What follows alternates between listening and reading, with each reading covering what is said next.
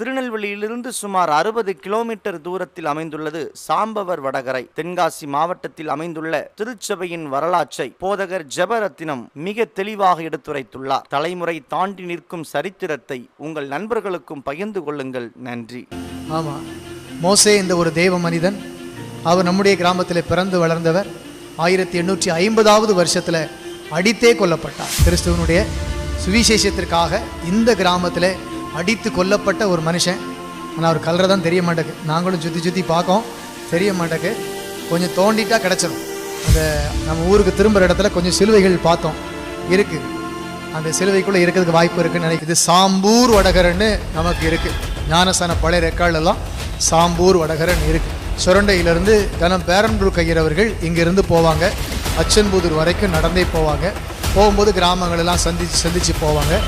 அப்படி 1849 தான் இங்கே சபையை ஆரம்பமாயிடுச்சு. முதல் சபையை அவர் ஆரம்பித்து வச்சிருக்கிறார். 1850 வருஷத்தில் கிட்டத்தட்ட அப்போவுமே 1000 பேருக்கு மேலே செஞ்சுட்டாங்க, வந்துட்டாங்க இந்த கிராமத்தில். 174 வருஷம் ஆகுது. இன்னைக்கு இந்த கோயிலுக்குள்ள 1000 பேர் இருப்போமா? வளர்ந்துருக்கிறோமா, தேய்ந்திருக்கிறோமா? வளரவில்லை. இன்னும் வரலாறு சொல்லுகிறது, நான் சொல்லலை. உங்கள் ஊர் வரலாறு பேரன்புருக்கு ஐயர் அவர்கள் எழுதி வைத்திருக்கிறார்கள். இங்க இருந்து இங்கிலாந்துக்கு ரிப்போர்ட் அனுப்பும் போது 1849 சபை ஆரம்பிச்சாச்சு.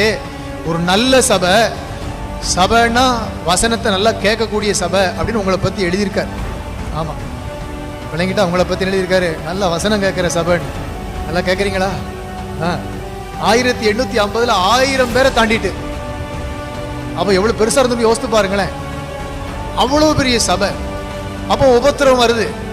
உபத்திரவத்துல அநேகர் பின்வாங்கி விட்டார். 30 குடும்பம் தான் தேறி இருக்கு. எத்தனை குடும்பம்? வெறும் 30. அப்போ பின்மாற்றம் அடைந்திருக்கிறார்கள். நமக்கு திருவசனம் என்ன? நாம் ஆரம்பத்தில் கொண்ட நம்பிக்கையை முடிவு பரியந்தம் உறுதியாய் கை கொண்டிருந்தோமானால் கிறிஸ்துவனிடத்திலே பங்குள்ளவர்களாக இருப்போம். உலகத்தை பார்த்து, உபத்திரவங்களை பார்த்து, துன்பங்களை பார்த்து, கண்முன்னே அடித்து கொல்லப்பட்ட மோசே என்ற இரத்த சாட்சியை பார்த்து பயந்து பின்வாங்கினவர்கள் குடியிருக்கிறார்கள் சுற்றி. அவர்களுக்கு மத்தியில் ஒரு 30 குடும்பம் விடமாட்டோம், கொண்ட விசுவாசத்தை விடமாட்டோம், எங்களை தேடி வந்த தெய்வத்தை விடமாட்டோம், நாங்கள் கண்டுகொண்ட அருள்நாதரை விடமாட்டோம், இந்த சிலுவைக்காக சாவோம் என்று உறுதியான 30 குடும்பம் கஷ்டப்பட்டு கஷ்டப்பட்டு கஷ்டப்பட்டு இன்னைக்கு வளர்ந்திருக்கிறோம். அல்லேலூயா.